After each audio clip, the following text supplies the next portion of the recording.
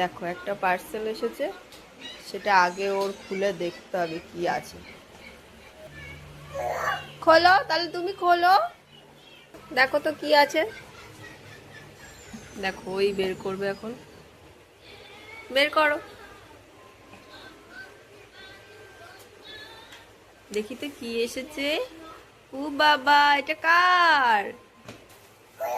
খোলো, তুমি খোলো।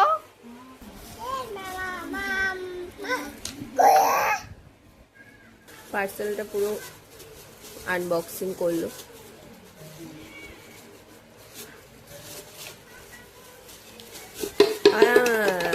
বাবা,